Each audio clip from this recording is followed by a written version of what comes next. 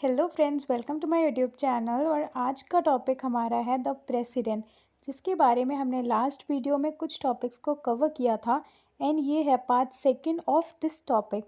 तो यहाँ पर हम पढ़ेंगे about impeachment of president and powers of president.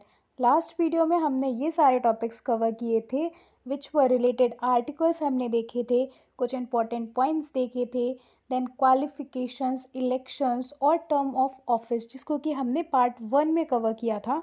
And now we will continue with it and our topic is impeachment of president.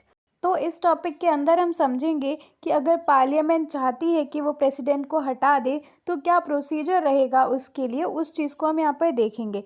तो सबसे पहले आर्टिकल नंबर 61 जो है वो इस चीज़ से डील करता है। मीन्स आर्टिकल 61 में बताया गया है कि क्या प्रोसेस रहता है इम्पीचमेंट ऑफ प्रेसिडेंट का। अब इंडिया के प्रेसिडेंट को सिर्फ एक ही ग्राउंड्स पे हटाया जा सकता है, वो ये है कि अगर वो हमारा जो कॉन्स्टिट्यूशन है उसको वायलेट करते हैं, उसके अगेंस्ट जाते हैं। सो अब हम देखते हैं इम्पीचमेंट का प्रोसेस। तो पार्लियामेंट के दोनों में से किसी भी हाउस में, आइदर लोकसभा और राज्यसभा में, इम्पीचमेंट से रिलेटेड रिजोल्यूशन पास किया जा सकता है। अब जिस टाइम पर इसका इंट्रोडक्शन होता है उस टाइम पर हाउस के 25% मेंबर्स इसको सपोर्ट करने चाहिए और 14 डेज नोटिस दे दिया जाता है प्रेसिडेंट को कि पार्लियामेंट में इम्पीचमेंट का जो रेजोल्यूशन है वो पास कर दिया गया है। अब इस रेजोल्यूशन को 2/3 मेजॉरिटी से पास किया जाएगा जिस भी हाउस में ये इंट्रोड्यूस किया गया है। उसके बाद में ये रेजोल्यूशन जाएगा दूसरे हाउस में। इसके बाद में जो दूसरा हाउस रहेगा वो इस एलिगेशन को देखेगा, इन्वेस्टिगेट करेगा इसमें वेदर इट इज़ ट्रू और नॉट, एंड दूसरे हाउस में भी वोटिंग होगी। बट उससे पहले जो प्रेसिडेंट हैं उनको भी राइट दिया गया है कि वो खुद को डिफेंड कर सकते हैं। अब इसके बाद में अगर दूसरे हाउस ने भी 2/3 मेजॉरिटी से रेजोल्यूशन को पास कर दिया तो जो प्रेसिडेंट हैं वो इम्पीच करे जा सकते हैं। तो ये है प्रोसीजर प्रेसिडेंट को इम्पीच करने का, जिनको कि केवल और केवल इस ग्राउंड पे इम्पीच किया जा सकता है कि उन्होंने कॉन्स्टिट्यूशन को वायलेट किया है।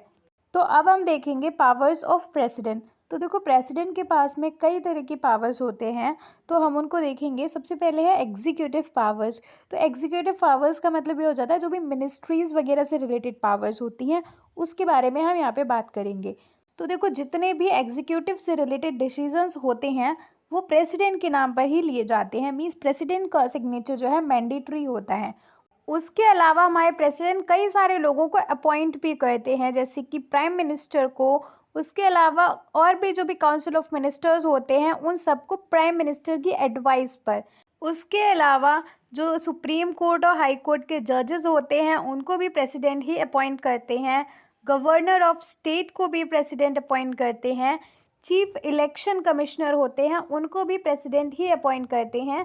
उसके अलावा यूपीएससी के चेयरमैन को प्रेसिडेंट अपॉइंट करते हैं। तो these are the list of people जिनको कि प्रेसिडेंट अपॉइंट करते हैं। अब बात करते हैं लेजिस्लेटिव पावर्स की। तो सबसे पहले he summons the sessions of both the houses and can dissolve the Lok Sabha. तो दोनों ही हाउसेज में जो है सेशंस को बुला सकते हैं। मीन्स सेशन स्टार्ट करना, तो इस चीज़ को कहते हैं समन। तो उसको प्रेसिडेंट ही करते हैं। उसके अलावा लोकसभा को डिसॉल्व भी कर सकते हैं प्रेसिडेंट, ये पावर है उनके पास। Secondly, he addresses the joint session of the parliament at the beginning of the year. Means parliament का जो फर्स्ट सेशन होता है, मीन्स ईयर के स्टार्ट में जो सेशन होता है उसको भी प्रेसिडेंट ही एड्रेस करते हैं। उसके अलावा he nominates 2 members of Lok Sabha and 12 members in Rajya Sabha. Next is financial powers. तो देखो, कोई भी फाइनेंस से रिलेटेड बिल होता है वो बिना प्रेसिडेंट के रिकमेंडेशन के इंट्रोड्यूस नहीं किया जा सकता। Secondly, he can make advances out of contingency fund of India to meet unforeseen expenditure. Means कोई भी इमरजेंसी, कोई भी अर्जेंट काम आता है तो वो प्रेसिडेंट जो होते हैं वो कंटिजेंसी फंड में से पैसा ले सकते हैं। अब ये कॉन्टिजेंसी फ़ंड क्या होता है? तो बेसिकली ये फ़ंड होता है जो इमरजेंसी के लिए ही बनाया जाता है। मीन्स फॉरेन सिचुएशन, कोई डिज़ास्टर आ जाता है या कोई भी कैलेमिटीज़ आ जाती हैं तो वहाँ पर जो है रिलीफ वर्क के लिए इस फंड को बनाया जाता है, इकट्ठा किया जाता है। उसके अलावा जो फाइनेंस कमीशन होती है उसको प्रेसिडेंट ही हर 5 साल में कॉन्स्टिट्यूट करते हैं। चलिए अब नेक्स्ट है मिलिट्री पावर्स। तो हमने पहले ही देखा था कि जो हमारे प्रेसिडेंट होते हैं वो सुप्रीम कमांडर होते हैं डिफेंस फोर्सेस के।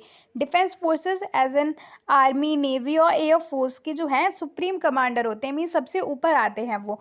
और इसीलिए जो आर्मी, नेवी और एयर फोर्स के चीफ होते हैं उनको भी हमारे प्रेसिडेंट ही अपॉइंट करते हैं। उसके अलावा कंट्री में कोई भी ऐसी सिचुएशन आती है कि वार को डिक्लेयर करना पड़े या फिर वार चल रहा है, पीस को डिक्लेयर करना पड़े, तो वो काम भी करते हैं प्रेसिडेंट। भले ही वहाँ पर अप्रूवल होता है पार्लियामेंट का, लेकिन फाइनल डिसीजन जो है वो प्रेसिडेंट का होता है। ओके देन अब है इमरजेंसी पावर्स। तो प्रेसिडेंट के पास में बेसिकली 3 तरह की इमरजेंसी पावर्स होती हैं। सबसे पहली है नेशनल इमरजेंसी, जिसको कि आर्टिकल 352 में मेंशन किया गया है।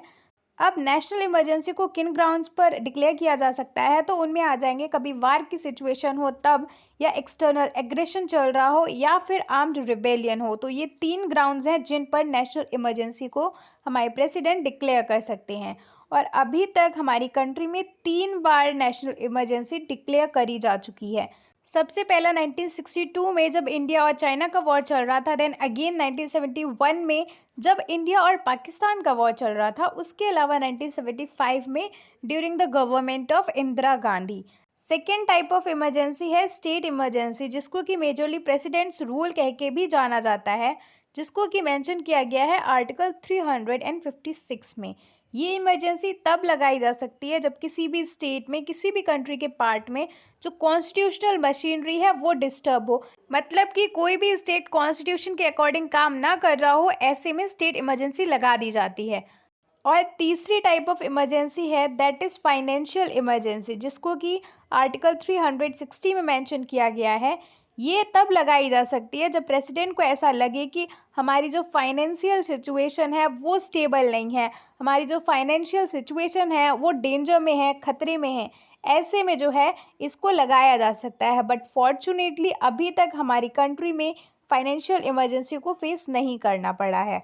तो this was all about powers of president, और यहीं पर हमारा जो टॉपिक है वो कंप्लीट हो गया है। Hope this was helpful. Thank you for watching. Like the video and subscribe to my channel. Bye.